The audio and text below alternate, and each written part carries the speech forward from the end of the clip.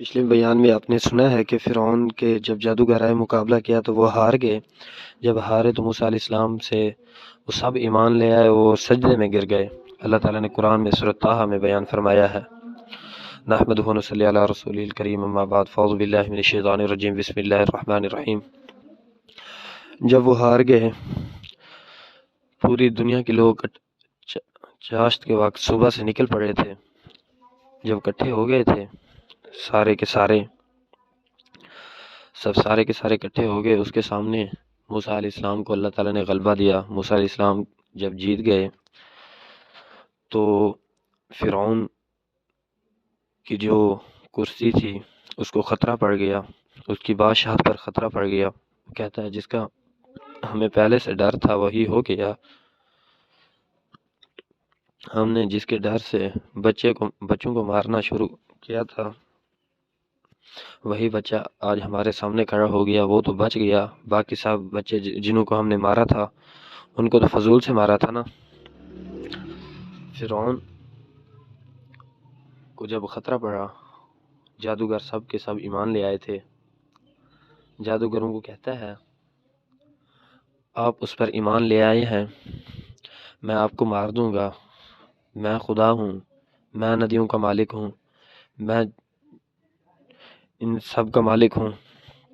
ان کو اور اپنے غلاموں کو حکم دے دیا، ایک بہت محل تیار کیجئے جو آسمان کو چھوئے۔ کیسے ہو سکتا ہے؟ اللہ تعالیٰ نے زمین و آسمان میں اتنا خلا بنایا ہے، نہیں بنا سکتے تھے۔ جادوگروں کو دھمکانا شروع کیا۔ جب جادوگر کہتے ہیں ہم آپ سے نہیں ڈرتے، ہم اللہ تعالیٰ سے ڈرتے ہیں، آپ اگر ہمیں قتل کر دیں گے تو اللہ تعالیٰ ہمیں اسی کی وجہ سے معاف کر دے گا، ہماری خطاؤں کو۔ ہم تو یہ چاہتے ہیں اللہ تعالیٰ ہماری پچھلی خطاؤں کو معاف کر دے، ہم آپ سے نہیں ڈرتے، ہم اللہ تعالیٰ سے ڈرتے ہیں، یہ اللہ تعالیٰ کا نبی ہے۔ فرعون کی نیندیں اڑ گئی تھی، اس کو کھانا بھی اچھا نہ لگتا تھا۔ تو فرعون کا جینا موسیٰ علیہ السلام نے تنگ کر دیا تھا۔ حق جب آ جاتا ہے باطل بھاگ جاتا ہے، اور اس کے بعد فرعون نے ارادہ کر دیا کہ میں لشکر اور میرے ندیوں پر، بنی اسرائیل پر، مصر پر میری بادشاہت ہے، میں طاقتور ہوں۔ اس کو اپنی طاقت پر گھمنڈ تھا، تو اس نے حکم دے دیا کہ موسیٰ علیہ السلام کو قتل کریں۔ تو ایک اس میں بیٹھا تھا جو ایمان لا چکا تھا، تو اس نے زہر نہیں کیا تھا۔ اس نے کہا آپ اس طرح کا گناہ کیوں کرتے ہو؟ آپ اس کو کیوں مارنا چاہتے ہو؟ اگر وہ سچا ہوا تو آپ کا کیا بنے گا؟ اگر وہ حق پر ہوا تو پہلے جیسے قوموں پر عذاب آیا ہے، انہوں نے اپنے نبیوں کو جھٹلایا ہے، آپ پر بھی عذاب آ جائے گا۔ جیسے قوم نوح نے اپنے نبی کو وہ ٹھکرایا، جیسے قوم عاد، قوم سمود کے قصے بیان ہو چکے ہیں، انہوں نے کس طرح اپنے نبیوں کو ٹھکرایا تو پھر اللہ تعالیٰ کا عذاب آ گیا تھا۔ جب اللہ تعالیٰ کا عذاب آ جائے گا تو روکنے والا کون ہوگا؟ آپ کو آپ سے ہٹانے والا کوئی ہے؟ وہ موسیٰ علیہ السلام کی قوم نے آخرت کی زندگی کو بھلا بیٹھی تھی، دنیا کی زندگی کو ہمیشہ والی زندگی سمجھ بیٹھی تھی۔ اس میں وہ جو ایمان لا چکا تھا وہ ان کو سمجھا رہا تھا، نصیحت کر رہا تھا، آپ بھی اس طرح نہ کریں ظلم۔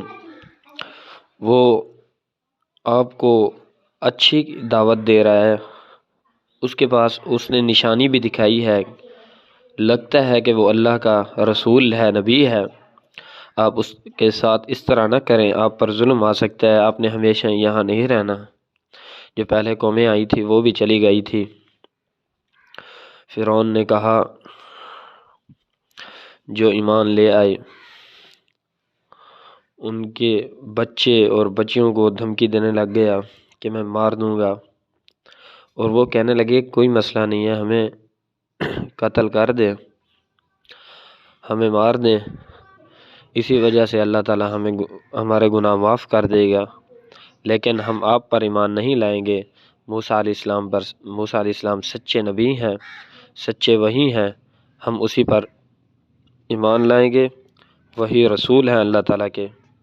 وہ اپنی قوم کو سمجھانے لگا، اپنی قوم کو نصیحت کرنے لگا کہ یہ دنیا کی زندگی میں نشے میں جا رہی ہیں، آخرت کی زندگی کو بھلا رہی ہیں۔ تو وہ کہنے لگا یہ دنیا کی زندگی خواب ہے، جس طرح رات کو خواب آتا ہے تو رات گزر جاتی ہے تو صبح ہو جاتی ہے، یہ خواب ہے، یہ ڈھل جائے گی۔ آخرت کی زندگی ہمیشہ کی زندگی ہے۔ میں آپ کو قبر کے عذاب سے، آخرت کے عذاب سے بچاتا ہوں، دعوت دیتا ہوں جنت کی، آ جائیں۔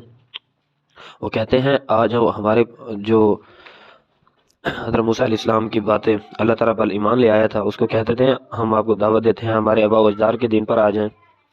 تو وہ کہتا ہے، میں تعجب سے کہتا ہے آپ کیسے انسان ہو، میں آپ کو جنت کی طرف بلاتا ہوں، آپ آگ کی طرف بلاتے ہو۔ تو جنہوں کی اپنے آباء و اجداد نے پیروی کی ہے، عبادت کی ہے، خدا مانتے ہیں، کیا ان کی طرف سے کوئی رسول آیا ہے؟ کیا ان کی طرف سے جیسے موسیٰ علیہ السلام آئے ہیں، حضرت نوح علیہ السلام آئے ہیں، حضرت یوسف علیہ السلام آئے ہیں، کیا ان سے کوئی کتاب نازل ہوئی ہے، کوئی نصیحت آئی ہے؟ پھر بھی آپ ان کی عبادت کرتے ہو، آپ کیسے انسان ہو؟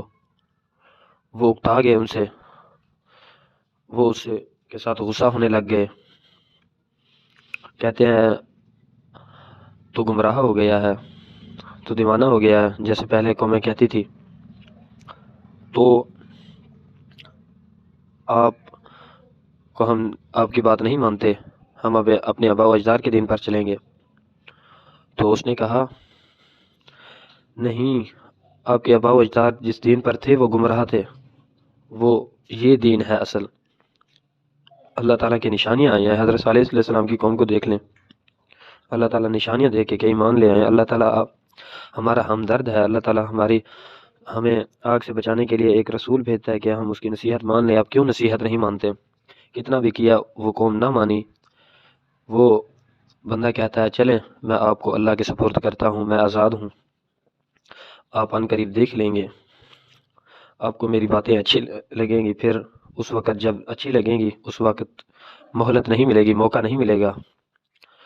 آج بھی سامعین اکرام، ہمارے معاشرے میں قرآن مجید واضح نصیحت، نذیر و ڈرانے والا آ چکا ہے، اس کے بعد نبی تو نہیں آنا ہماری امت محمدیہ میں، اور حدیثیں نبی کریم صلی اللہ علیہ وسلم کی آ چکی ہیں۔ تو اس کے بعد ہم بھی نصیحت نہ پکڑیں گے قرآن اور حدیث سے اور علماء سے، تو ہم بھی پچھتانے والے بن جائیں گے۔ تو اللہ تعالیٰ نے اپنے قرآن مجید میں بیان فرمایا ہے كلما ألقي فيها فوج سألهم خزنتها ألم يأتكم نذير قالوا بلى قد جاءنا نذير فكذبنا وقلنا ما نزل الله من شيء أنتم إلا في ضلال كبير وقالوا لو كنا نسمع ونعقل ما كنا في أصحاب السعير۔ اللہ تعالیٰ اپنے قرآن مجید میں بیان فرماتے ہیں کہ قیامت کے دن جب فوجیں ڈالی جائیں گی جہنم میں، تو جہنم کے در غبان، جہنم کے دروغے، جہنم کے نگران سوال کریں گے یاتکم نذیر، کوئی نہیں آیا تھا ڈرانے والا آپ کے پاس، کوئی نصیحت نہیں آئی تھی؟ تو وہ جہنم میں جانے والے کہیں گے قالوا بلا قد جاءنا نذیر، قد تحقیق آیا تھا ہمارے پاس کوئی ڈرانے والا، فکذبنا، پس جھٹلا دیا، وقلنا، اور کہا ہم نے ما نہیں نازل کیا شیء، کوئی چیز، اللہ تعالیٰ نے کوئی چیز نازل نہیں کی، آپ گمراہ ہو۔